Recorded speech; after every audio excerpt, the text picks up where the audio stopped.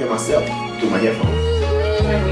Yes, man. Like, I feel real good about this right now. Pay attention, because you are now listening to Permission to Speak Freely. I'm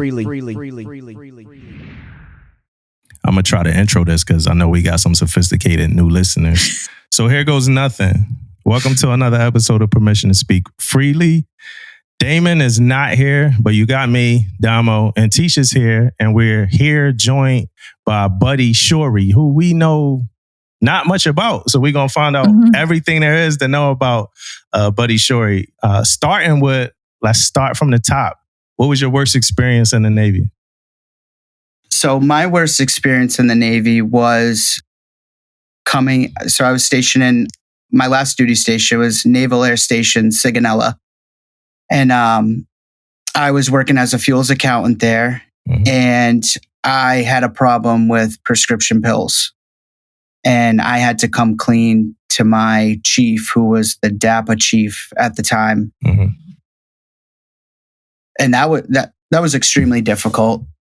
For years, I had struggled with it off and on. Deployments helped kind of minimize the damage, I think, because we'd go out to sea and I would kind of get away from it. And then I think when I came stateside, and this was the height of the prescription pill epidemic, if you will. So I knew that this decision was going to either it was going to end my career pretty much from the reading I had done. And so I talked to my first class, and then we talked to chief. And because it was a self-referral, I didn't get a dishonorable discharge. I didn't get kicked out. I had never tested positive, but that was a very difficult decision. Did you before going on deployment or something, did you pack pills? So I had a prescription.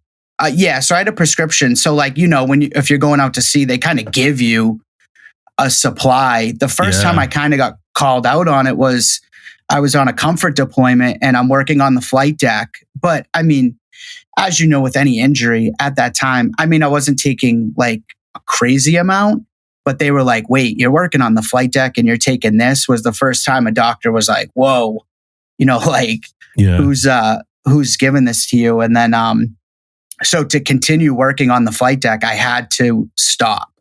So they did a kind of a controlled withdrawal of the medications I was on. And then I didn't do anything the rest of that deployment. Yeah, it's crazy. We had one of our HMs, he was like a senior chief on my first ship. He got caught. He was taking pills like crazy. He was taking pills. His HM2 actually caught him, and she actually caught him a couple of weeks after she got caught in one of the engineering spaces involved in sexual activity. So he got in trouble. I don't want to get too deep into the specifics of the story because I was a junior sailor, and I'm not sure if I know the specifics. But I do know he got in trouble and she got sent at a quarter. I do remember that. I do remember how that go. Though. What's up, Tish? How you doing, Tish? What's good? How you doing? Hey. That's a funny story. Yeah, so I love to see stories. It's crazy. Right? Yeah. Full disclosure, we don't have any questions. We just here to have a conversation with Buddy. But let's start in the beginning.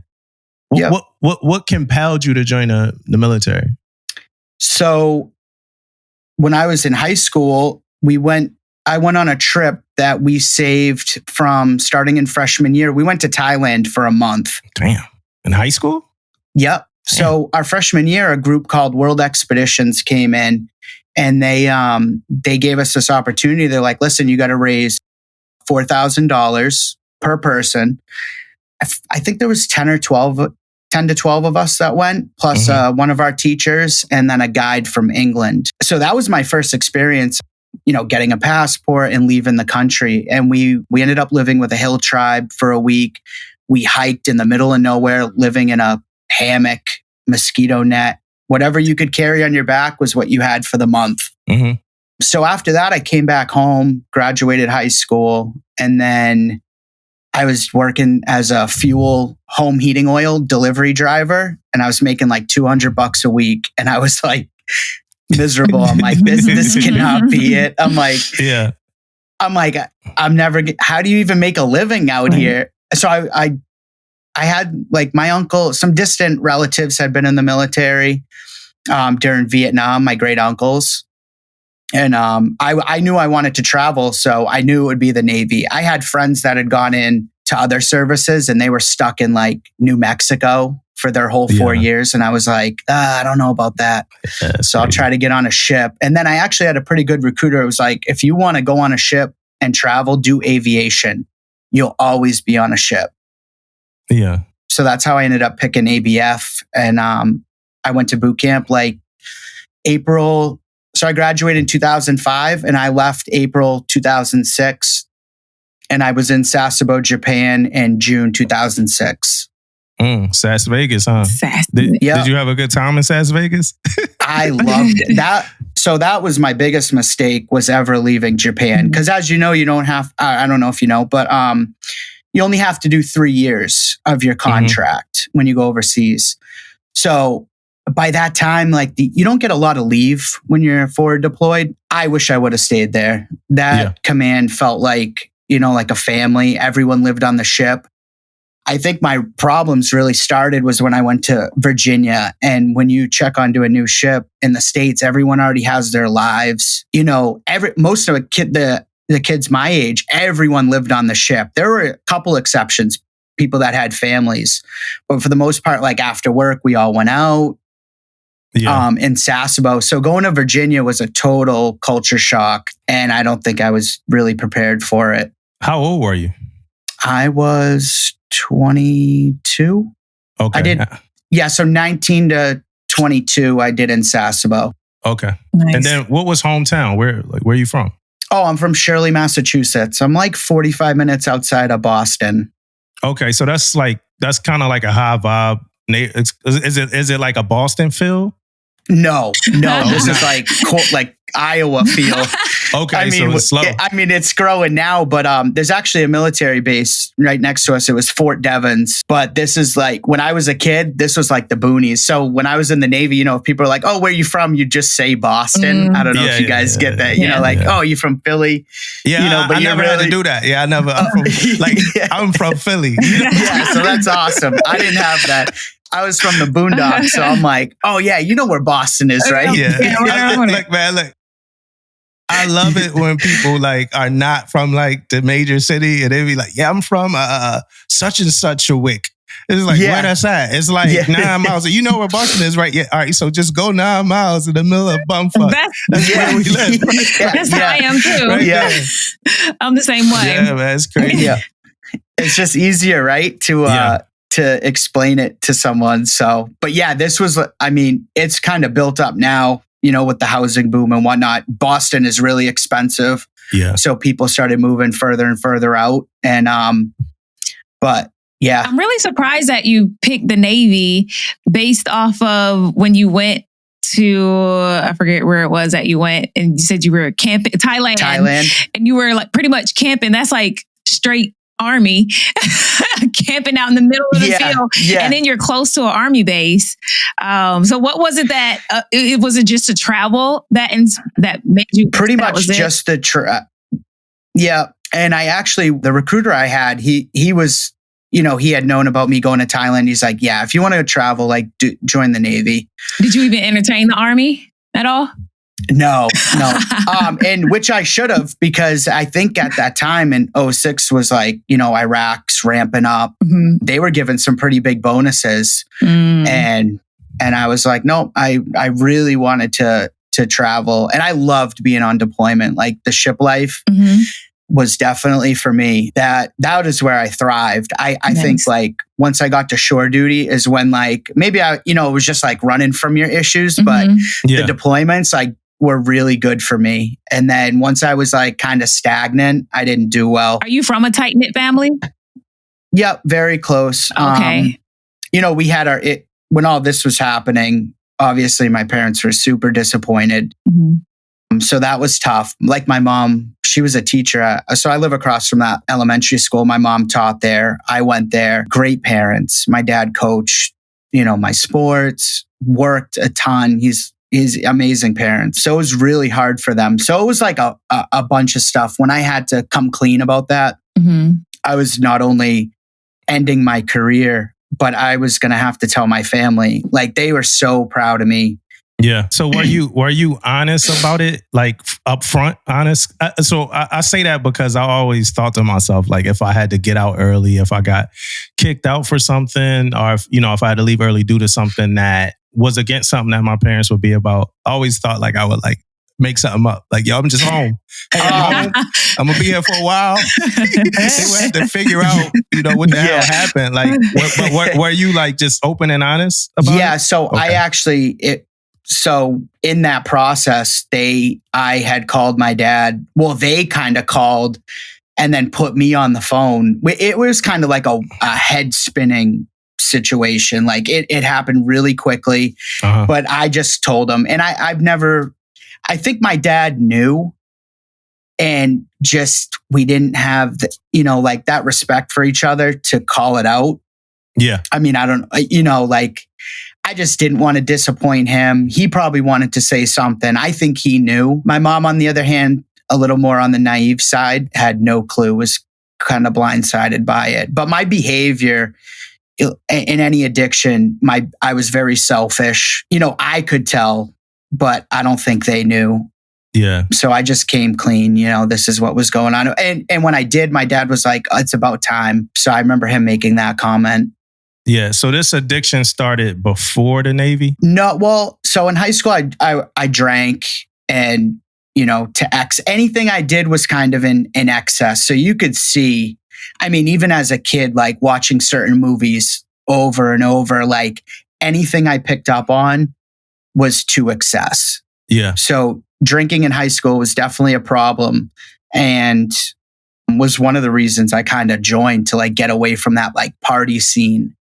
And which I was successful at by going to boot camp and then going to Japan. And I wasn't of age yet. The drinking age in Japan was 20, which didn't help. So I was like only there 6 months or 8 months. And then I was legal age to drink. And that's when, that started. Yeah. Yeah, because the Navy, I mean, it's a lot of opportunities to drink and party. Oh, yeah. Right. At any port, any port you go, it's like just, I did completely stop drinking, I think the last year and a half. So I drank for like a year, and then I was like, I'm going to all these places and I'm missing like real opportunities to see these places. And I'm going to Thailand and I'm like sitting inside of a bar. So that kind of got old. Yeah, that was kind of the lifestyle, man. Mm-hmm. Different countries, burgers and beers, man. Yeah, burgers and beers all over the world. You couldn't wait to get off the ship. So we'd go to the Philippines a lot, 3 times a year. And that Subic Bay was like an old military base that they converted into a metropolitan area. And a lot of times they wouldn't let us leave outside of that metropolitan area. So the only thing to do there was drink and eat. For some reason, we had a captain. He didn't let us get off a lot, but we would do like beer on the pier, or they would, they would just close off the pier and we could go down and they'd bring like kegs in or whatever, like vendors. And it was just a drinking fest. So what about work-wise? How was your your experience with the military on a ship, as far as the social aspect of working on a ship, and then just the professional aspect? How was it? I loved working on the ship. And I was very lucky because my first 3 months, you go, you work with your FSAing, or working with the culinary specialist. You know about that, Tish? No. I know of it, but I never done it. Yeah. So I got put in the storeroom and I just had to break out the food for the next day. So I had it made compared to some of my other shipmates that were. Yeah, that's a good job, man. JOD, yeah, right? JOD, Jack of the Duck. Yeah, that's a good job. So I was in the storeroom. We did have to organize the storeroom. We had like food everywhere. We had to reorganize it, but just getting the list, break it out for the next day. So I had it. And then going into my department. So I was on an LPD. I was on the Juno and then the Denver. We did a hall swap with the Denver. So I got to cross train. Our air department was very small. So like being an ABF on a big deck, I would only be in QA or I'd be flight deck refueler. I got to be flight deck firefighting. I was an handler, ABA yellow shirt. We got to work on equipment. So like AS material. I was QA, pump room, Yeah. All that. So it was really cool. When I left the Juneau/Denver, I had like, a ton of qualifications. So I think going to the big deck, it was just like, it was a complete, total culture shock. I'm used to like 10, 12 people in a department. Yeah. And everyone did everything. Like, hey, the H's need help with chalks and chains. Like, we just did everything and really tighten it. To go to a ship with 3,000 plus people is just a lot different. Yeah. So things got off to a good start as far as the Navy. Yeah. Like working hard and feeling like you were getting whatever recognition you deserve for the hard work that you were doing. Yep. Pretty much, right? Yep. And that's in Japan. Yep. That was my first 3 years. So from 2006 to 2009, I think I made third within those first 3 years. Before I left Japan, I was a third class. So then you go from Japan to Virginia. Newport News shipyards. I don't know if you're familiar with them. So you go from Japan straight to a shipyard. Yeah. Well, oh no. So I went to C school in Pensacola. I did my aviation fueler maintenance technician school. Yeah. Then I went to Virginia. To the shipyard. Yep. Damn, man, that's a hell of an introduction, to a ship. So you go from Japan straight to a shipyard, right? So whatever conditions, whatever morale, whatever's going on there. Like my first ship, we were in a shipyard very early and like 2 sailors died in the same week. Really? Yeah, in the same week. And both in traffic accidents. One was on a motorcycle and one was in a car. That was very early in my time on the ship, my time in the fleet. Period. 2 sailors died. Now, how was your entrance into this ship and this command coming from the Japan command? It was kind of rough. I mean, as you know, being in the yards, like they were living on a barge. So they had the barge next. I think they were already cutting holes in the hull to pull the nuclear reactor out. So they were doing that 4-year nuclear refueling period.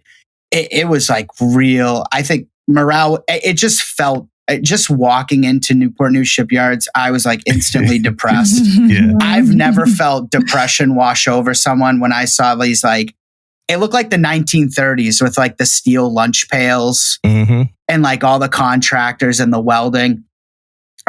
So it was something. And then I'm not 100% sure, but I'm pretty sure like right when I got there, they had just had a suicide from someone that was like standing watch in security. And they were, the second class who was bringing me on was telling me about that. I ended up working. So like when you pull equipment off the ship, they had a warehouse out in town where you take the equipment, sandblast it, repaint it. So like all of our hose reels, we were doing. So I worked at LifeVac is what they called it. And that's what I was doing at that time. Yeah. So Japan, before we leave Japan though. Yep. Your craziest experience from everybody got a crazy Japan story. So what was yours? So I think Tisha had talked about it before. That's how we got introduced, was talking on TikTok. So my command master chief was John Bench, which was a tragedy. So as I was leaving, this was all unfolding. So the ship had gotten underway and me and another sailor in my department, we stayed at the barracks because we were transferring to C school. And all of that unfolded. Like we went to the memorial. We didn't know what had happened. But before that, we were on deployment and they had announced that he had gotten robbed in the Philippines. This is well before, the story had come out. So that whole thing, like I hadn't even talked about it with anyone until I heard you guys mention it. Yeah. Of how crazy it was. But he was a strange guy. I had only a couple interactions with him, but that whole thing was like very weird. And I haven't thought about it in years. And it was just, that's how we ended up talking. I was like, that was on my ship. Like I haven't. Yeah, it's crazy. Yeah. But yeah, so I went to his memorial because we didn't know. They just said he died in a motorcycle accident. And they had like that night after it happened, then you started hearing stuff. Cause I was there like 2 or 3 days because the ship was gone and we had to transfer, and I was transferring in like a week or something. So we had like a little candlelight vigil for him. And then I remember my senior chief was like, I think he gave him a bad eval before all this happened. So my senior chief was irate. he was like, I mean, I'm not going to get into what he was saying, but it was, he was really upset. He's like, he gave me this crap eval before all this. And, but yeah. And then like, I'm at this memorial and I'm like, oh, poor Master Chief. And then they were like, dude, poor Master Chief. Like, did you hear what happened? I'm like, no. And then they, that was awful. How quick was it for that word to spread around the ship? I mean, Tisha, you probably know Sasebo is so small. Yeah. I mean, first of all, if anything happens in Japan, if it's in Okinawa, you're locked down in Sasebo. Mm-hmm. So pretty quick. Yeah. I want to say it was maybe the day after. So like we just heard this happened. He passed away. And then the next day they said his wife had gotten injured. His son was deceased and his daughter was okay. And it was just like, what? Yeah. I mean, I was just like, I couldn't believe it. And I think you guys talked about it. Maybe another piece to this is like when you see stuff going on and like, I think, maybe other people might have known like kind of what was going on. That was just rumor. But I know when we would go to the Philippines and you do that NCIS human trafficking training before you go to port, and then you go to port and you see people in your command doing questionable stuff, you're like, what is happening? I mean, it was just everyone. So I'm sure he liked the Philippines a whole lot. Like I'm sure he had a good time. And it was crazy to find out that it was the side chick that domed him out. Like she's the one who provided all the information that he tried to get his wife killed twice and stuff like that. And you said that they were announcing this over the 1MC? Yeah. So like I remember distinctly being on deployment and the XO was like, sorry, I don't mean to laugh, but he was like, Master Chief John Bench got robbed. And so this happened twice. That I'm not sure if it was his whole family or just him and his wife like went on vacation. But I'm like, dude, twice. Like that's strange, like to keep happening, especially. That's crazy. I mean, Tish, and a lot of the chiefs there, they're either married or they're from the Philippines. Yeah. So like very familiar with it, especially going there all the time. So you're like, it was just odd.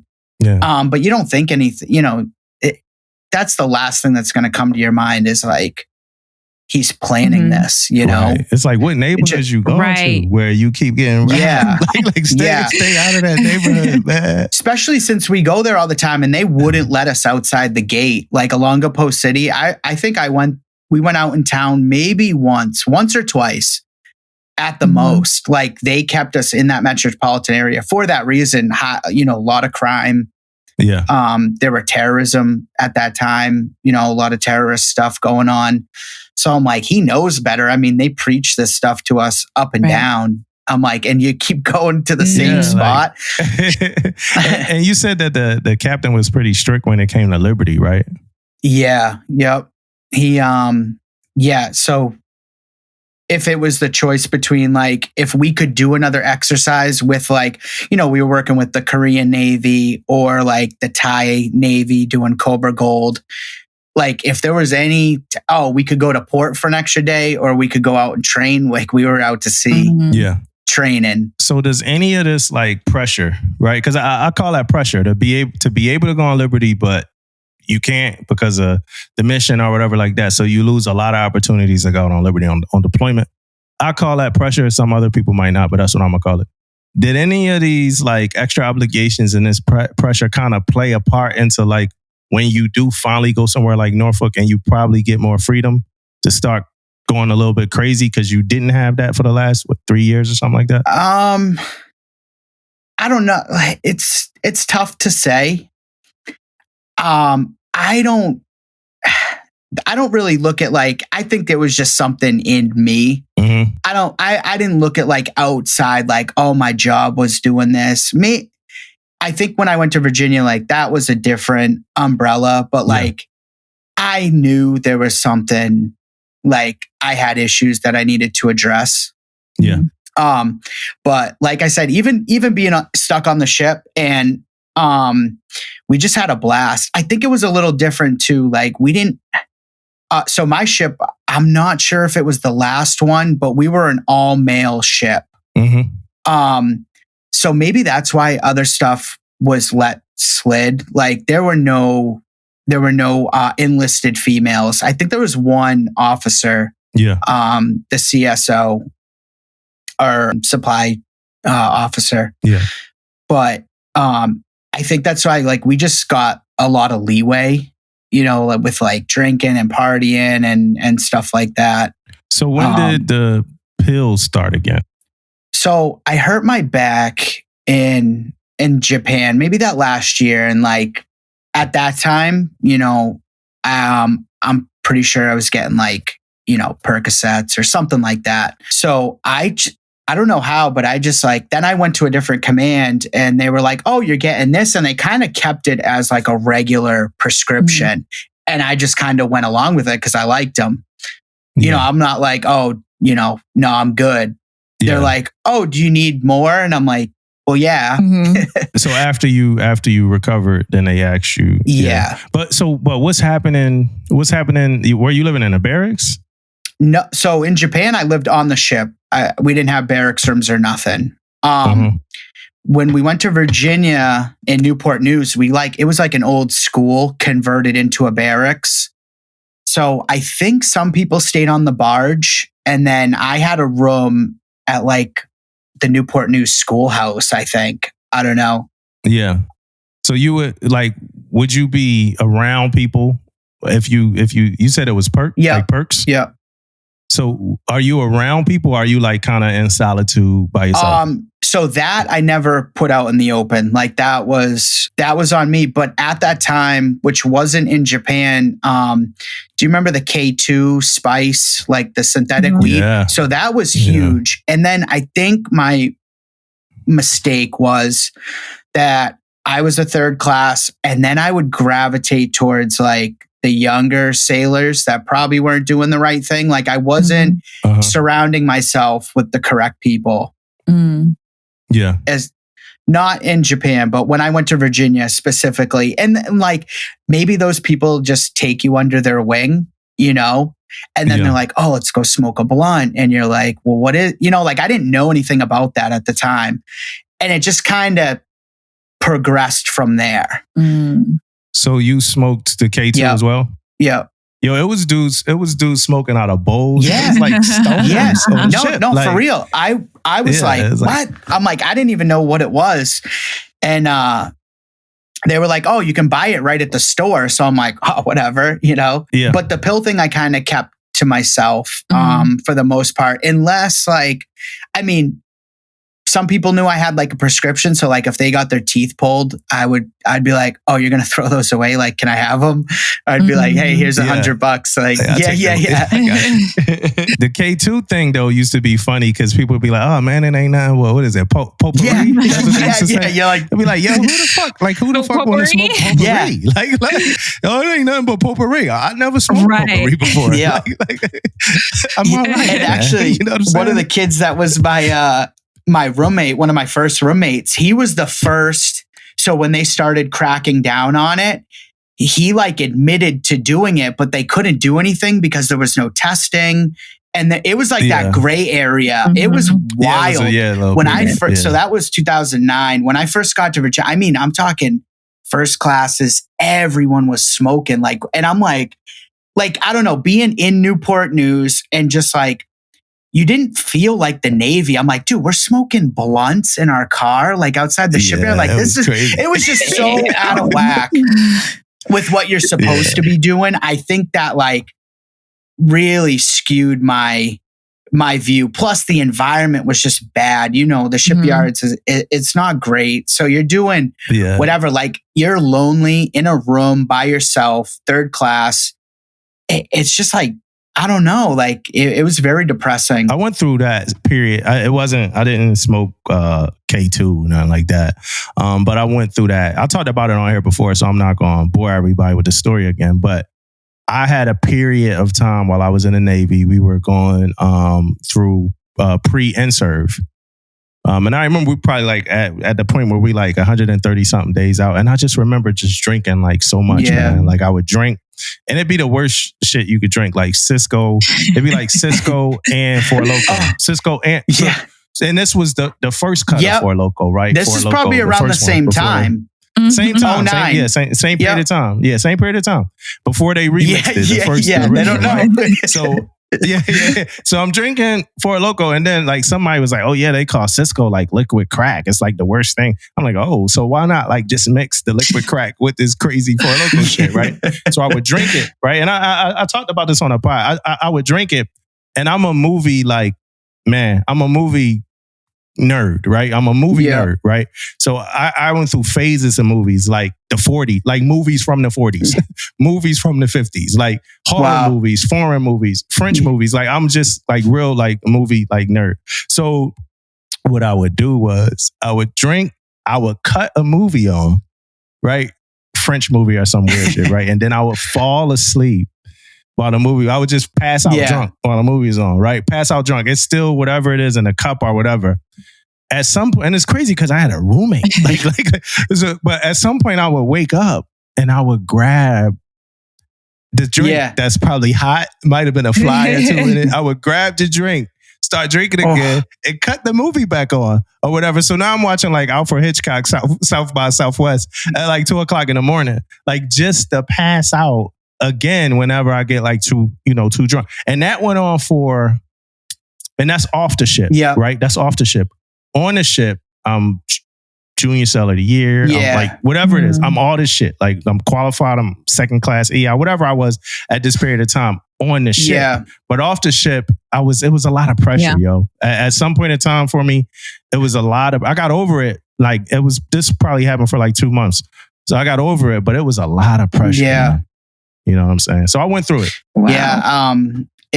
And I don't know about you, but like when you're going through, like, that's kind of what I wanted to talk to both of you about is, like when you got real, you can come to your chief with like some crap, but when you got like real consequential problems, like that is really difficult to navigate. And if you don't have that, like, luckily, I mean, I don't say luckily, but like everything that happened to me during that time, like I am where I am today, 8 years sober.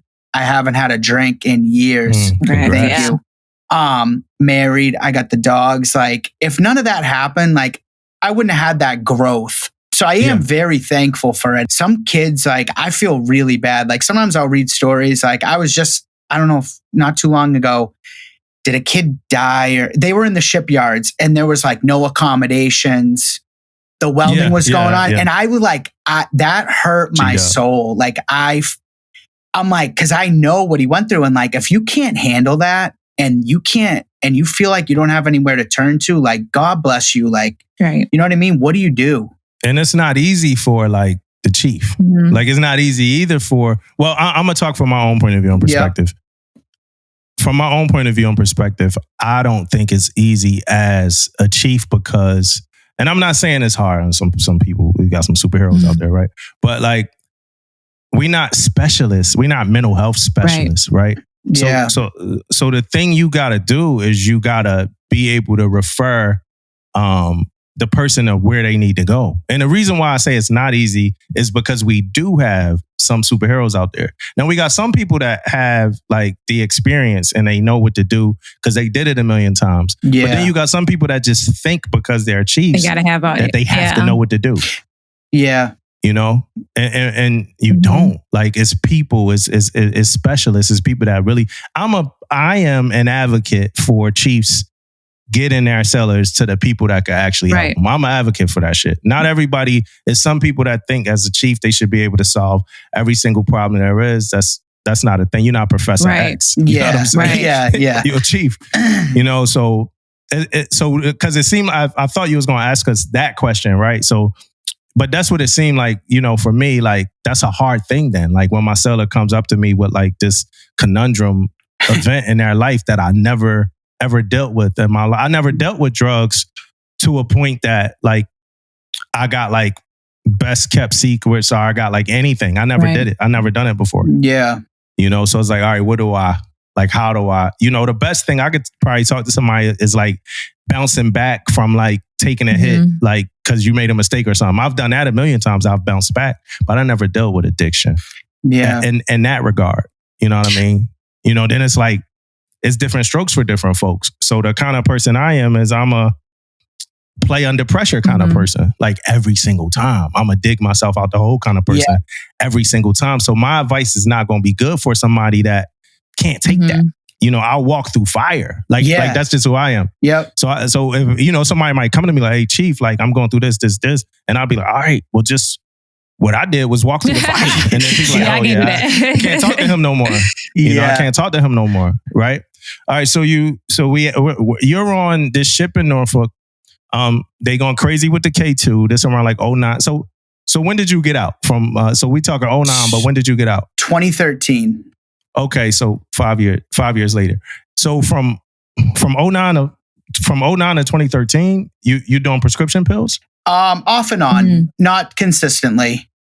So during this time you're talking about, we had a second class that came back from IA in Afghanistan. And I was like, yo, I need to get to Afghanistan ASAP. Like I wanted to do anything I could to get on a deployment. So were you running away from like the habit? Yeah, like I did really well, like on deployments, not being around it. And Japan's like a whole nother thing. They don't have that drug culture.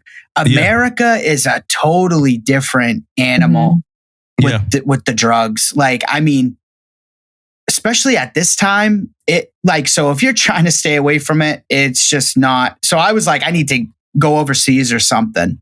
Yeah, and I'm assuming that later in life you realize you couldn't really run from it. You had to, and we'll get there. We'll get there. So boom, you wanting to go to Afghanistan, but I guess that's not happening, right? No. So there was a billet open, but then I had that C school, so they kind of put like a crew together because the USNS ships are crewed by civilian military Sealift Command. Yeah.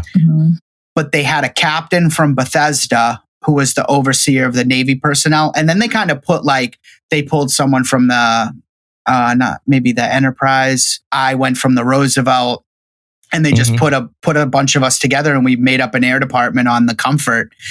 And so we left. I'm not sure exactly when we left, but we went to Haiti for some of that earthquake relief. This was after the initial relief efforts. And then we went to Jamaica. We went through the Panama Canal. We did Colombia, Ecuador, Peru, El Salvador, and we'd set up medical sites. And, if people in country needed surgeries or whatever, the Comfort's like 1,100 hospital bed ship. So we did all kinds of stuff like that, which I really enjoyed. And for the most part,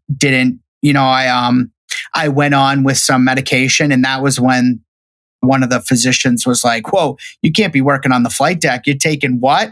Dude, the look. So like when you're taking pills and you build up a tolerance, it doesn't affect you like that. Like I could take a Percocet and I would work all day. Like it gave me energy. I wasn't like, you know what I mean? So like I would take one and I'd be like, they're like, you're a superhero, not a superhero, but you work, you're a good worker.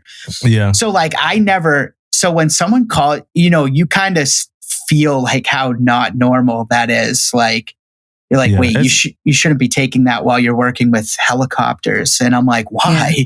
Like what? I'm where I'm supposed to be. But it's crazy because like I would imagine the Comfort to be like the last place that I would want to go if I was trying to stay away from prescription pills. Yeah. I mean, when you pass by a vault door that is like narcotic heaven. Yeah. But it's like any pharmacy. Like, are you going to break it? Like, I never got to that level where I'm like, oh, I'm going to rob the ship. Put your flash gear on. Yeah. It does come into your head, but you're like, I just can't cross that line. Yeah. But did you ever fake an injury? I embellished injuries. So one of the things that happened, so I came off the Percs and Tramadol, and they had it was, the amount was a lot, but it was Tramadol, oxycodone, and like gabapentin. And So they took me off that. And then we were in Haiti and it was like wicked hot, really, really hot. I got a kidney stone. I passed a kidney stone there. They had me in the CT machine and they're like, oh, here's 4 milligrams of morphine. And then the doctor's like, oh, here's 20 perks. Just keep them in your shower bag for whenever you need them. And I'm like, so they just, wow. Yeah. So like every time like something like that would happen. And, but I didn't embellish that. I didn't even know. I'd never had a kidney stone in my life, but we were taking malaria pills and I was really dehydrated. I've never really drank enough water. Yeah. They're like, hey, listen, drink a whole Camelback when you take this Medicaid, the malaria pill. Yeah. And I wasn't. And it felt like somebody was ripping my side out. But I had been away. We had already been out to sea for like, I want to say 3 or 4 months. So, but then that kicked that off. But I didn't have enough, those were gone, clean again. So I did this numerous times. I'd go on in like a little kick with them and then just go cold turkey, like go through withdrawals on board ship, just tough it out. Like you said, I'm like, I got to do what I have to do. Like, I'm not going to risk my career. Like, hey, it is what it is. I don't have any. And a couple times like going on deployment and just for the first week having to go to work and be really like, so it feels like you have the flu.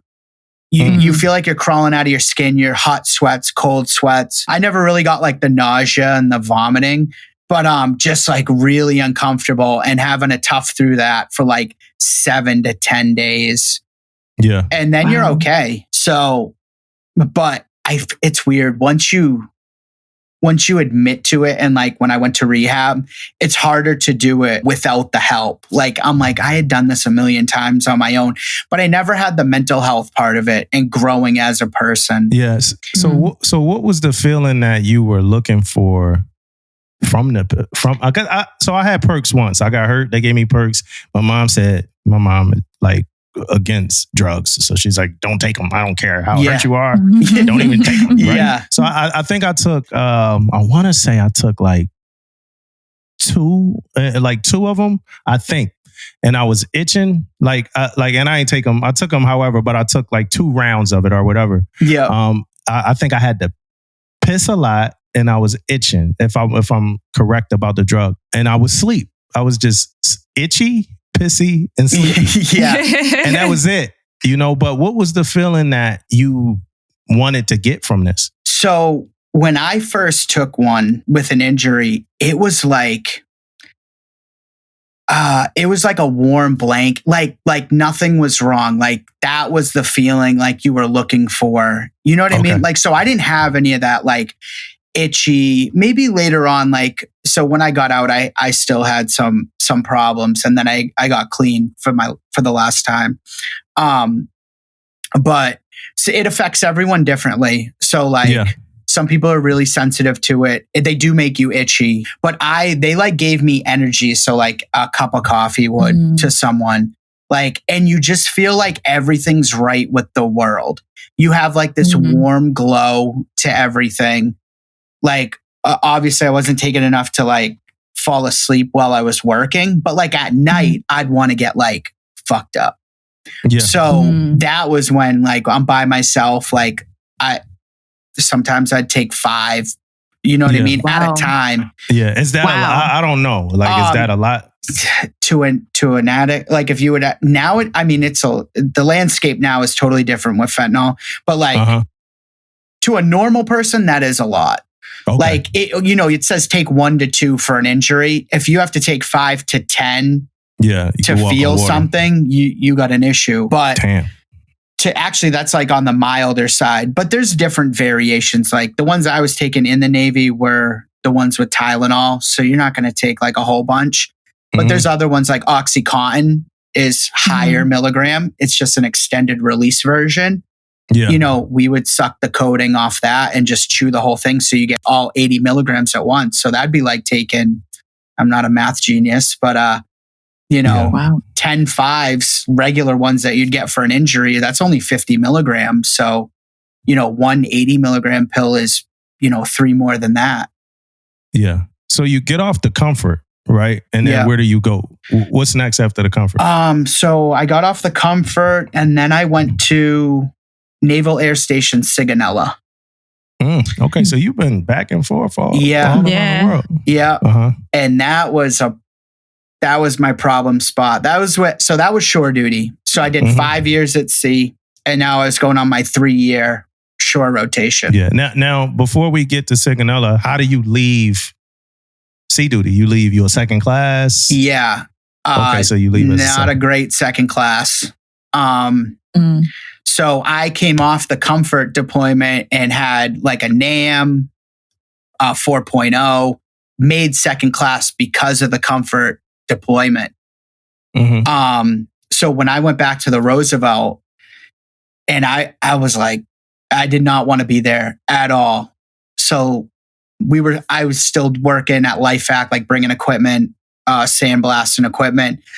But I don't think I was present that much. Like they would call me and they'd be like, where are you? And I'd just go home. Yeah. Like I wasn't feeling it at all. I was like, I can't. All those feelings had come back. Like it was just a real depressive environment. And I wasn't taking it well. And so like, I don't, like you guys were talking about calling in sick. Like that's not a thing. I would literally call in and just be like, hey, I'm not feeling great. And I would go to the ER and get like a note and then just bring the note in the next day. And I remember a couple like first classes being like, dude, where are you? Like, what is going on? Dang. And like, you know that feeling you get choked up and you just want to break down and like tell them what's going on. Yeah. And I would stop every time because I'm like, dude, if you say something like, this is it. Right. You know? So there was always that, and I'm like, I can do it. You know, I can straighten up. So I thought, you know, like so my time was up there and I'm like, let me go to Italy, straighten out, but that being stagnant, but like you said, you were going to mention it earlier. I hadn't fixed me. So wherever I went, I was going. Yeah. Like if I didn't fix this, the results were going to be the same no matter where I went. Yeah. So I just didn't grasp that. I think I matured later in life too, which I don't think we take into account. Like, I mean, I was just like, go, you know, like not too much thought about my next move. It was what I was feeling in that moment. Like I distinctly remember like not thinking too far ahead and of any consequences. You know, I was just living fast. And then I'm like, I think the reason I lasted so long was because of the Navy. You know, I had kind of these guardrails, like deployments and like kind of a structure. Yeah. But I was not living the core values. Like I was very disappointed in myself. Like I wish I could have been better, like been a better friend, a better coworker. You know, there's nothing worse than looking back and like, really like if there wasn't something in it for me, like I really didn't have much to do with you, you know? Did you have any friends? I did. So my friends that I made in Japan, couple people from Virginia, but like I said, those were like K2 friends, younger sailors that like really, I shouldn't have been living with airmen. You know, I ended up renting a place with like 3 E2s and E3s or whatever. And I'm like, I'm about to make second class. Like I should not have put myself in that situation. Right. I'm sure you see it. And it's just like, for sure. And then I would always look at the E5s that were doing the right thing. And I'm like, why can't I be like them? You know what I mean? So how was your chain of command during this time? Like, were they talking to you at all, or were you kind of out of sight, out of mind? Out of sight, out of mind is what I would say. Yeah. Like so like in the shipyards, like, so because I was working off site, we'd muster on the barge. They'd be like, blah, blah, blah. And then we would get in our car and have to drive to that warehouse. So they didn't even see us. They would poke their head in. And then there was a whole kind of chain of command at the warehouse. There was a lieutenant, a chief that worked there because it was a civilian warehouse. But like I was doing powder coating plus sandblasting. So like I kind of we kind of made our own hours. I want to say like I worked nights sometimes. It was bizarre, dude. It was like no structure whatsoever. Yeah. And it's big deck chain of command too. So it's a bunch of people and not a bunch of thousands. I'm like, I can hide, Yeah. you know, but that didn't make me feel great about myself. Like I wanted to be better. Yeah. So that was disappointing. I wish there's things I definitely would have done better, but I just didn't have grasp of my issues until later on in life. So at some point you get this come to Jesus moment that you need to say something. Yeah. So what's the story with that? So I'm in Sigonella. Things are okay. I'm working. I'm just dispatcher for the airstrip. So sending out fuel trucks to fuel, and they get the bright idea. Number one, I'm a fifth grade math level. Even right now, like I have to take a prerequisite to even take college math at this moment. And they send me to accounting school. I mean, it's not like a real accountant, but I was going to be the fuels accountant for Sigonella. And that's big. That's important. Yeah. So I was only going to be responsible. So the guy in charge, he's like a civilian in Germany.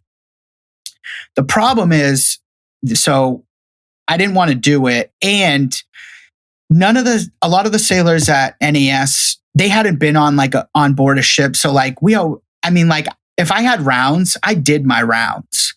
I would sound the tanks because like gauges don't always work. Like you need to know with a plumb bob and a tape measure how much fuel is in the tank. So like we were missing thousands of gallons. Like they were off. So like the readings would be off from what the soundings, they would probably let the soundings go. Who knows when the last time real readings were done. So like they handed this off to me and it was a mess. The fiscal year was coming up and we had to reconcile the accounts, and it was just like a lot of pressure. And that's when all this stuff started to come out and the cracks started to show.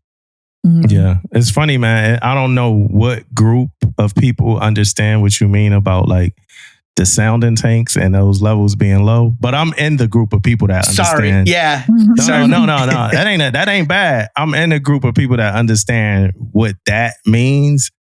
And trust me, yo, we know, man. Like when people been gut decking them logs for 6 months, 3-4 duty days straight. Yours is probably worse. And then you take the watch and it's way off, and it's been off since it's like the last person just wrote what the last person wrote. Who wrote what the last person wrote? Yeah, come on, y'all, we gotta do better. Yeah, we gotta do better. All right, so pretty much you got uphill climb as far as the job. Yeah, right. Steep. So it's a lot of work. You want to have your integrity and do it, and that's when all this pressure is kind of coming. Yeah. Are you in one of those periods where you are doing the pills? Yep. Because right when I got there, I had another thing with the kidney stones, and I actually had to go in for surgery. So that kicked off another cycle, along with I had picked up drinking again, just to kind of let the pills have its like a little bit more longevity. I'm drinking was never my first go-to.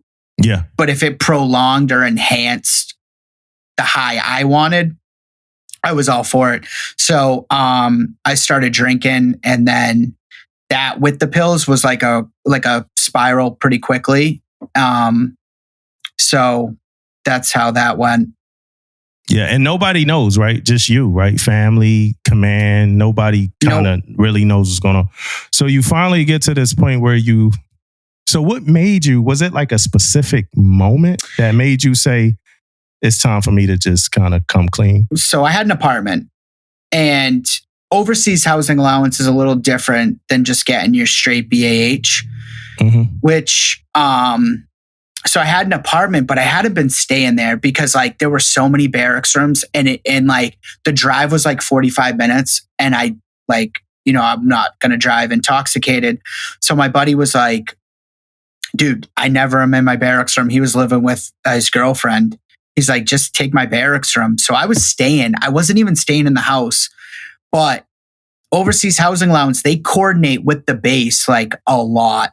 So you can't just like tell your landlord, this Italian lady, some crap story.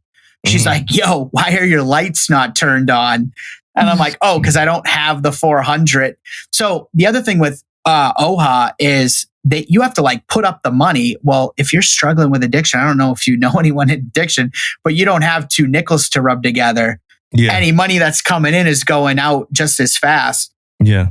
And they're like, oh yeah, just put up $3,000 and we'll pay you back next month. Like, right. So I don't know how I finagled this and I got an apartment, but like wasn't paying the bill. So the lights were off. She called the housing office. They called the command and they were kind of just like, yo, what's going on? You know what I mean? So like people were starting to ask questions. Like obviously my performance was seriously lacking. And I was like, let me just self-refer right now before I do get in trouble. I'm like, I know if I at least ask for help, like I'll still keep my benefits. Like I hadn't gotten in any trouble or the thing was when I did self-refer, I was waiting in the hospital and they made me take a urinalysis, but they didn't. I still, I have my benefits now going to school. So obviously another came. The walls were the world was getting smaller. Yeah. Right. You said your own chief was the DAPA? Yep. He was like the DAPA chief for supply. So at the aviation rates, or at least for fuels, you work for supply department on shore. Yeah. So he was the DAPA for supply department. And I had gone to him. Who you went to? Okay. Yeah. So him and our ABF one. So I'm kind of ABF one first, like we were out in the smoke pit and I kind of was like, I just said it. And then we went in and talked to chief and he was like, okay, we'll figure this out. And the captain was not happy. I didn't know him personally, but he was like, so they were like, all right, you're going to go to rehab. You're going to get an honorable discharge. All of a sudden I'm in the hospital room and they're like, no, you're going to sign this paper and get a general under honorable. And if you fight it, we're going to make sure you get a dishonorable discharge. And I was like, oh, whatever, I just signed it. So I didn't think that was right, but I can't blame, I put myself in the position, that I was in. So I'm just like, let me get help. And I'm still here today. Thank God. Yeah, man. So how did you know the captain wasn't too happy about it? Well, so they sent like NCIS. They were like, are other people doing drugs? Oh, it turned into a whole thing. I thought it was going to be like this quiet little thing. So they brought me in so I told them, then they brought me to see the base psychiatrist and they were like, okay. So I went with two other people that had alcohol issues. They were treated completely different. As you know, alcohol, you can go to rehab and still come back. Yeah. With pills, whether they were prescribed or not, totally different story. They were just like, the way you were treated is just different. I'm like, I think we should be able to have an opportunity like to go to rehab and come back also, but that's just the way it is. So yeah, that NCIS came in, my ABF one. So they were going to force me to sign something or do a urine. I was like, but I never tested positive. Like I came to you and it was just, it was kind of fuzzy, but yeah, it was something like that. And I remember him saying, they're like, listen, if you fight this, they're going to make sure it's even, you're going to get nothing. You know what I mean? And I was like, well, I need to at least get out with some benefit. So yeah. And it's crazy because a lot of stuff is like in instructions and stuff, but it's like young sailors, like young second classes don't really like know those instructions that well because it's chiefs and stuff that don't know the instructions. Yeah. It's officers that don't know the instructions. So it's like, a lot of times, like the people that's telling you to do stuff are, directing you places, never read like a lot of these instructions. Right. You know what I'm saying? And it's getting harder. It's like for me, even getting like higher in rank, it's getting harder to talk to people if they didn't read it. I'm like I don't have to do this. It's like it says it in this instruction. Yeah. And it's like, well, no, stop for a second. Read the instruction. I had to do that before. I had a seller who had to go like a Hums. It's called Hums. Mm-hmm. So I had a seller who had to go do that for a little bit. The humanitarians were humanitarian, right? And I didn't know anything about it. So I stopped. Yeah. I stopped for a second and I read everything. And okay, so I knew a little bit more about it. Same seller was my first seller to leave the Navy.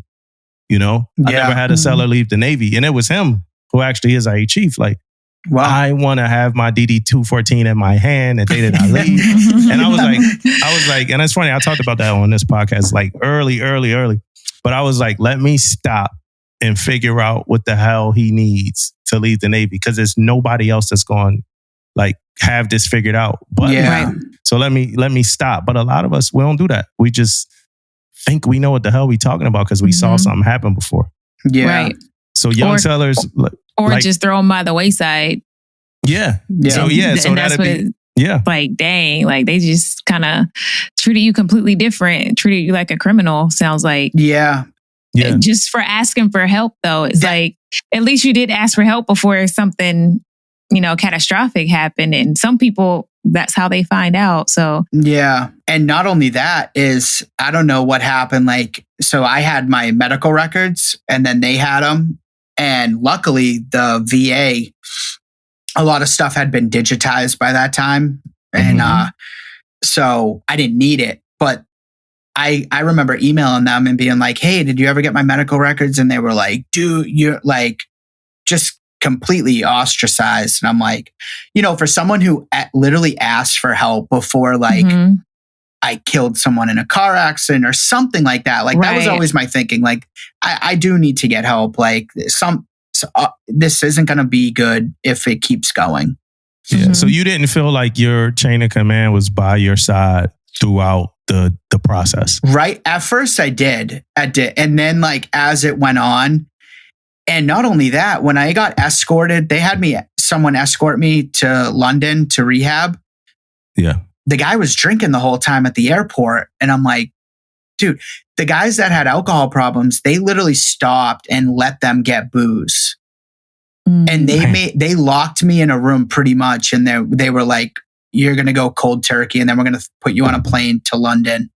That's how it went. Wow. I was like completely shocked. But like you're in this position because you put yourself there, so you think you don't have a voice or you know what I mean? Yeah. Mm-hmm. You're just taking it.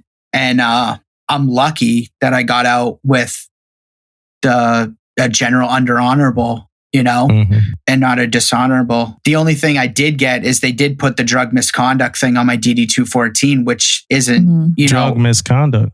But I never popped positive. So that was where they had me sign. They were they got to do that, Tish? They got to do that? Sorry, buddy. Sorry. So one of the line items is your reason for separation. And so if they're separating him for misconduct, drug abuse, then that's what they're going to have on the DD-214. Okay. Yeah. Okay. So how was treatment? Treatment was probably too good. So the place I went, are you familiar with the singer Amy Winehouse? Yes. Mm-hmm. So this was the place that she had gone to a couple of times. Really posh, like $60,000 a month. You had your own room, queen bed, TV. I was still getting paid. I was still in. I hadn't separated yet. So it was really, really nice. And I don't think I took it as seriously as I should because like months after that, after getting out, I had it. But treatment was really good. I mean, for them, they paid for it. They paid for the flights. It was a really, really nice rehab and great counselors. Yeah. So do you regret leaving the Navy? Ever? No. Like, do you ever have any like, damn, I wish I could have stayed in? Or... I wish I could have done better and stayed in sometimes, but then sometimes I really like where my life is at right now. Mm-hmm. I wouldn't have met my wife most likely, if none of that happened, I wouldn't have the dogs and stepkids. And, I'm really happy now. Yeah. I think sometimes when I look back, like I just wish things went a little different and I had done better and done more for myself, and taken advantage of, going to school while I was in, to start over at 27, 28, 29, like, I mean, from scratch, no job, nothing, like to being homeless after and cut to where I am now is, I think it needed to happen that way. So before we go right there, right, because I do want to go there, what was your best Navy moment? What you think your best Navy moment was? My best Navy moment, I'd probably have to say just the deployments on the Juno, like my first 3 years in. Oh, in the Comfort, the 2011 deployment was awesome. We had such a good time. We were really close. Like most of the crews that I worked with, like we were always like really, really close and worked well together. But I just how it is, just talking crap. Yeah, man. Hanging out, like watching the sunset in the middle of an ocean is like my favorite thing in the whole world. Like we'd sit on the tractors that pull the aircraft at the end of the night or end of flight ops and just watch the sun go down. Unbelievable. I would, and like just ripping on each other, Yeah, it's talking shit, man. Oh man, love it. I do miss that. Yeah. So let's make it to you caught a flight home, right? From wherever you were when you got out, you caught a flight. All right. Yeah. So you caught a flight home, you land at home, right? You like the hometown? Nope. So London, I go to Norfolk again. And I have to stay on base for like 2 weeks and out process. Okay. And getting there, and all kinds of people are getting out, same reason, drugs or whatever. And I remember like they had some AA meetings and stuff. And I remember asking a chief who was in AA, I was like, hey, do you know of any Narcotics Anonymous meetings? Yeah. And dude, he was just like that's the attitude he gave me. I was just like, man, they really don't. Alcohol is just as dangerous, but it's, I don't know, the mindset just kind of baffles me because I kind of look at them the same. Yeah. If you're having a problem, like no matter what the substance is, but like one is viewed and one you get to stay in. You know what I mean? Yeah. Alcohol is just universally accepted. Yep. People hear drugs and it's just like, it's got real negative connotations to it.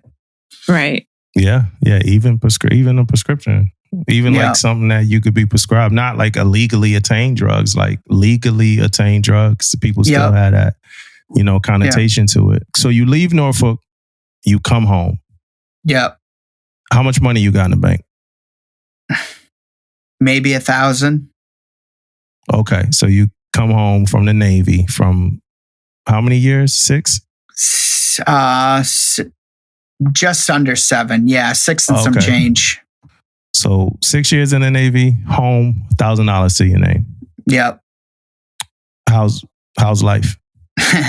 So I'm dating a girl at the time. I think I go back. I'm working at a restaurant, and the Bull Run. It's a 1800s tavern here in our town. Okay, so it's a local spot. Yep. They have concerts. They have they have a restaurant. They have a concert hall. They do weddings. It's got like a covered bridge. Something you'd probably see in like the town of Derry in any of Stephen King's It movies. Kind of like that type of feel. Like, so I'm working there. I worked there like off and on growing up. So I'm working there, and then so as soon as you got home, you got a job there. Like the day you got. Okay, all right. Yeah, nice. Right. Yeah, they're really cool. Up until a couple years ago, I'd do like concerts here and there for them, but they. So I'm working, and then I have a relapse after that. What was it that sent you into the relapse? Was it just being home and being depressed, or I think just the thing. So I can't like pin it down to one thing. I just don't think I was done. some people have like these bottoms, as they say. You got to hit rock bottom. You can trust me, you can keep going. Some people there's an endless bottom. Some people it's losing a job or a family or money. You can keep going. The hole will get deeper. So I relapse, and I think, so we have an apartment, and then we end up moving in with my girlfriend's parents, and then we lived with my parents. So it was just a couple years of this just gradual decline of drug use, which went from pills to harder drugs, natural progression. When you say harder drugs, what, like you heroin. was saying? Okay, all right. Yeah. Now, is that like heroin, right? Is that like the same feel as the Percocets, or as the Percocets are a different feeling? It's more intense. Same Oxys is it's like a synthetic heroin. Okay. But it's the same feeling. I wouldn't say the same exact feeling. Heroin's a lot more intense. Like you'll get more sleepy. That's when people start noticing. Like it's not too long when you start doing that, when you're like falling asleep at work. Like gone are the days of you took in a perk and you're working 8 hours. Like now you're falling asleep, like running a machine or something. And people are like, sleep while you sleep standing. Yeah, right. The zombie. Yeah. So that progression. So at that time, this is years after, but pills got really expensive, and most people made that switch from Oxy to heroin just because of the price. I mean, you're paying $30 for one pill when you could get, the equivalent of a day's worth for that, Yeah. But the same thing happens. Your tolerance gradually goes up and you're spending upwards couple hundred a day. Mm-hmm. So when is this the last relapse? No, I have a couple. Then I get start going to the VA. I go to rehab at the VA. I get into a halfway house. I have some legal troubles. And then I get clean. I go to there's a program called the DOM in the VA, and it's like 110 days. The last program I did was the DOM. I left there. And I haven't. So that was in 2015, and I've been clean since. Do you remember what the DOM stands for? The domiciliary, something like that. All right, something like that. All right, so it's short. It's short for yeah. Okay. But the VA has been phenomenal. Like there's one here in Bedford, Massachusetts, mostly mental health treatment. If you go in and you're having a tough time, like I'm talking within 10 minutes, they have you checked in and upstairs and already in treatment. Yeah. So there's not like this long wait. Like you bring your DD-214, they get you registered, they give you a gown, and you're upstairs. You go to detox. And then there's after detox, you do your 5 days. There's multiple programs, residential, that they'll send you to. And so I've done a couple of them. And the DOM was really good. It was more like a halfway house. You start working, you have to take drug tests. So you have that accountability. So and your current wife now, in 2015, did you know her yet? Or yeah. So in the midst of one of these relapses, I got a heart infection from dirty drugs, what have you. I had bacteria in my heart and I was completely in septic shock. And I had to go to a nursing facility, literally a nursing home, and be on IV antibiotics for 4 months. She was the nursing assistant that worked there. So I always joke with her. I'm like, I don't know what's wrong with you. You met me when I was like 120 pounds soaking wet. And she's like, I just knew, that you were a decent guy. And we got along. We started talking. We were friends. And then once I got clean, because she lived like an hour away, I was like, once I get clean and stuff, I'm like, I'll come back and take you out. And we've been together since. That's good, man. Was she a part of the motivation at all? I think so, yeah, because there was a couple times like hanging out with old friends, and she was like, I'm going to pack your stuff. and drop you off at your parents. She's like, you can either get your life together, we can have a good life, or you can go down that road again. Mm-hmm. And I was like, you know what? I really want to get clean. Like at that, there's something that, I don't know, call it an epiphany or whatever. You have to make that choice. Like, so all these other times, like I did it to save my name, you know, what was left of my whatever. Then my parents wanted me to go. All the love in the world cannot save you. Something inside you has to want to change. And all of a sudden, I really didn't want to do it. Like I had a slip, and one time, and I was like miserable. It felt like I had been doing it like 10 months. And I was like, I'm done with this. And thank God, because right after that those years, now with the fentanyl stuff, it ain't no joke, which makes it easier not to go back because you're going to die. Yeah. And so almost dying wasn't your bottom? No. Wow. No, I was still, and while that was happening, I couldn't really withdraw. So they were still giving me stuff in the hospital. Yeah. Because my heart was so weak, I couldn't completely detox. So they had to give me like a steady dose of, I think I was getting 20 milligrams every 4 hours for the whole time. Yeah. And then once I got stronger and the infection was gone, we got, they weaned it off. And then when I left the hospital, I got a shot called Vivitrol. It's naltrexone. So it's like the life-saving drug that they'll use to reverse an overdose.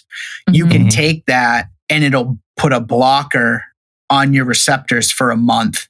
So it doesn't matter. You could take something, you're not going to feel it. It'd be a waste of money.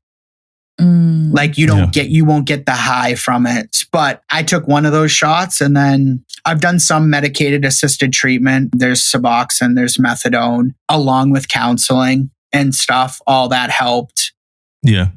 I've done meetings. Did the counseling bring out anything, and you don't got to get too specific on this one, but did the counseling bring out anything that you didn't expect for it to bring out? The reason I asked that is, okay, because I asked that because a lot of people connect like certain addictions with like responses to things that happen in life. Right.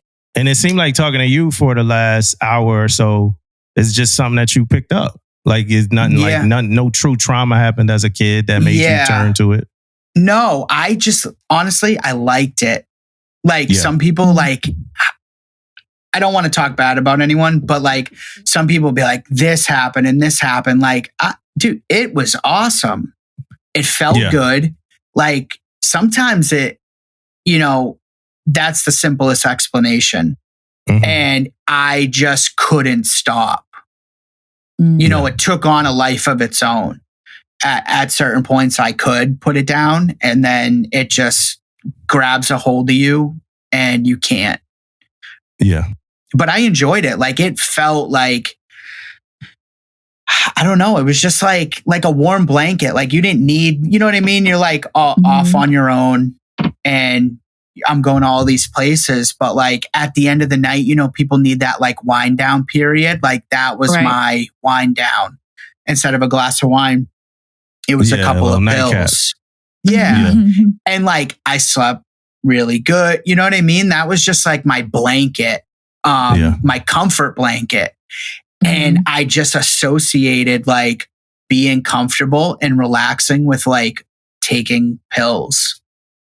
And so how do you soothe yourself now and get that same feeling, but like in another way, like organically? I still chew tobacco. So that's my one last vice that I'm onto the pouches. But so like at night we'll watch a movie and I throw a dip in, and it kind of like, no lie, it like kind of puts me to sleep, and she'll have to like wake me up and she'll be like, hey, spit, you know, like get that out of your mouth, like before bed, you know, I'll kind of like doze off. But like, that's my last vice that I got to get rid of. So soda, that and Mountain Dew is chewing tobacco and Mountain Dew. So that was funny because that was a question I had. Like I wrote it in the very beginning. It was, what are you addicted to now? Yeah. And I'm guessing it's the same thing, huh? What you just said already. Yeah. And then, Okay. and my dogs, I'm like, Oh, okay. kind of like an overbearing parent with the dogs.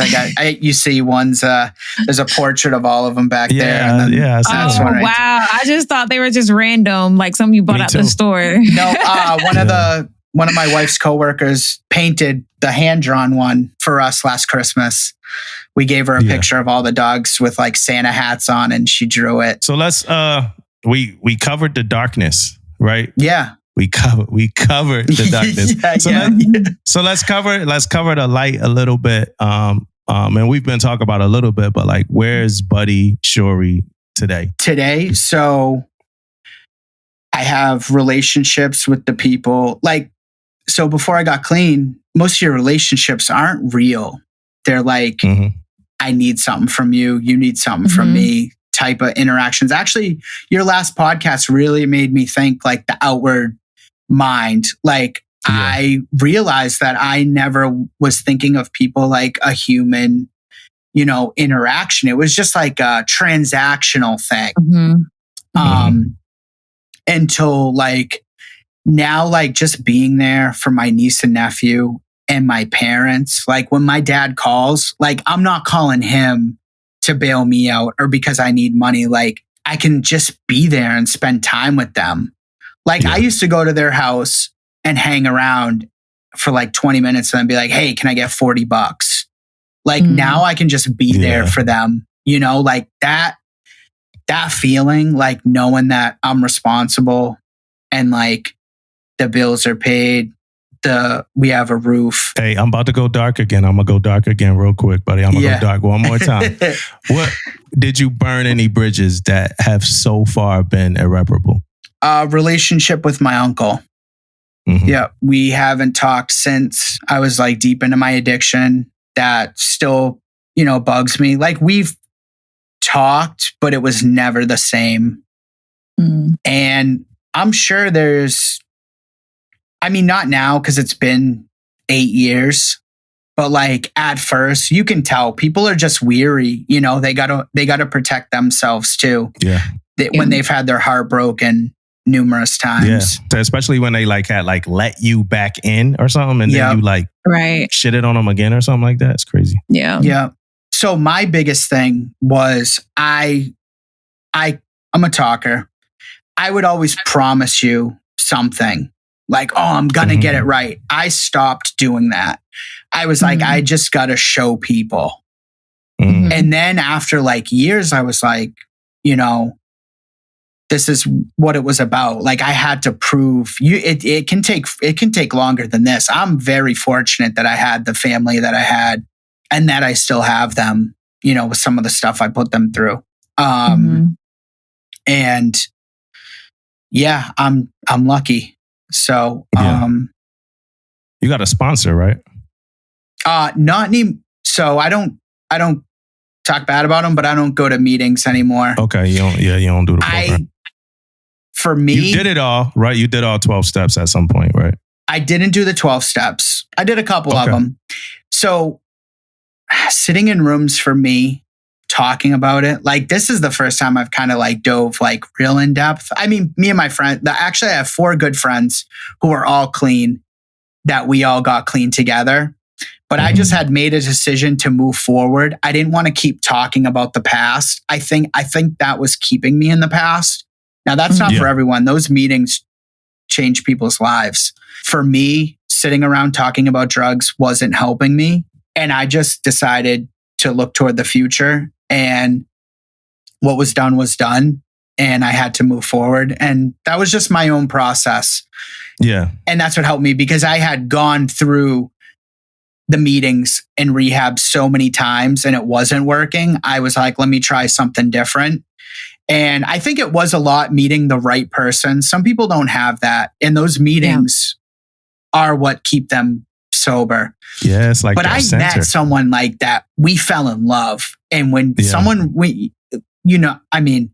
it's just different, like, I'm like, we have each other. Like no matter what, she knows, like I come home every day. Like it comes in your head. You're like, oh, maybe I can do this. I'm like, The dogs would be disappointed. Like, you know what I mean? Like, I'm not letting anyone down. Like, I just I can't do it. You know what I mean? Like, I have obligations, I have responsibilities, I have people I love. Mm-hmm. Yeah, I used to go to the meetings when I was young, and so at some point, like as an older person now, like so most of these people in these meetings I looked up to. Yeah. But as an older person now, I know like sometimes they probably could be a bit like superficial, where like some people, right? And I'm not knocking the meetings at all. I don't want nobody to think I'm knocking. I grew up in these meetings, and I looked up to a lot of people. But some people were like stars of the community. Like some people were stars of the NA community. Like they always would come and talk, because they got marathons and all types of stuff. Yeah. But some people would go to multiple home groups and be like the speaker and talk. And some people it kind of gassed them up, and they kind of needed that. And then you watch and life happens. Some people might relapse. Some people, you might have a sponsor with like 15 people that they sponsor and things like. I grew up in that environment, like my whole youth was in Narcotics Anonymous, like in they call them the rooms. I know you probably heard that. So my whole youth I grew up in the rooms.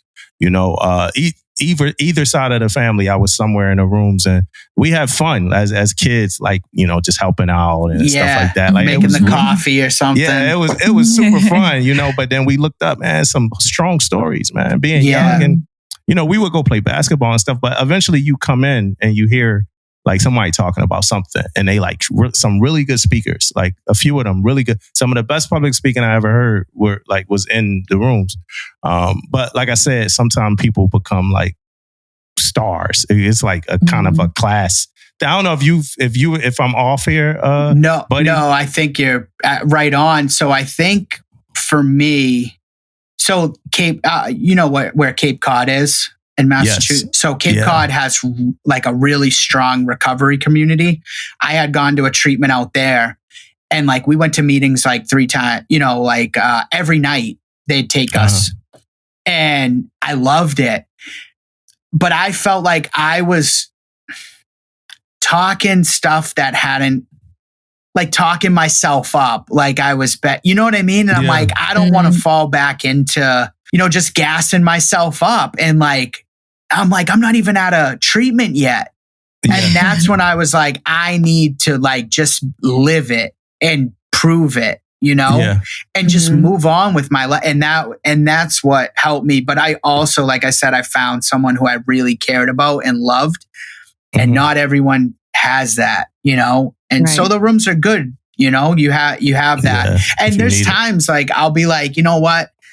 You kind of get into this negative mindset. Like I wouldn't think about doing drugs, but like there's been times where I'm like, you know what? I should just go hit a meeting. I've gone to meetings just to snap me back into like why I'm doing this. And you know what I mean? To give you a little refresher. Sometimes you need to hear those stories. Just around here, our time I was getting clean, a lot of kids that I went to high school with are gone and passed because of this. And now, we have over 100,000 deaths a year from fentanyl overdoses and stuff. I was very lucky. Me and 3 friends that we didn't do stuff together, all at different times, but childhood friends, and we're all clean now. And it's rare, because they tell you when you go to rehab, there'll be 20 of you in a room. They'll tell you 3/4 of you are not going to make it. And that is absolutely true. Yeah. Just from looking on Facebook over the last 5 years, so many people that I knew from the VA that I became really good friends with, it would look like they were doing good, and then you would see an obituary, and it's really sad. And I can't do that. But like I said, it's a whole different ball game. They're long gone are the days where you buy a Percocet and it's actually a Percocet. You might get fentanyl, and that'll be the last pill you ever take. And I never wanted to do it. I wasn't trying to kill myself. I was getting, You're just trying to feel good. I was trying to feel good. And if I'm going to take something that's going to kill me, like it's just not worth it. It's just too dangerous. But not just that, like, it's just, and like I said, I think I matured late. Some people don't have that. Like my 20s were just like a whirlwind of impulsiveness and bad decisions. in your 30s, you kind of, you know, like a lot more calmer. Like you actually think, like, to think things through and look back and be like, I don't even think I had a thought in my head. It was just like, whoa, you know, like, I don't know. I was just fly by the seat of my pants type of person. And now I'm like, you know, you might call me for a ride and I'm like, I'm not leaving the house. Yeah, shit, I'm the same way, man. Yeah. But life is good now. Life is good for life is Shorey. Good. Yep. And I'm family. Back, yep. Back in school. I just started school at Mount Wachusett Community College using veterans benefits. So definitely, if you guys get out, connect with your VA. You know, some people got horror stories about the VA, but you sound super positive about it. The VA. I'm sure there are, as of any healthcare, but the VA has been nothing but great to me. Positive experience all around. Now, the Massachusetts VA is like really, really strong and highly regarded, but they have been I've never got, like, I'm talking lowest point and had nothing but help, and met my wife there, and she's still there. She's been there 22 years this year. Damn. But yeah, they're the services they offer are invaluable to veterans. So yeah, definitely when you get out, look them up. So what would you say to someone who's in the military, struggling with addiction, and they're trying to decide if they want to come forward or not? I would definitely say come forward before they get you.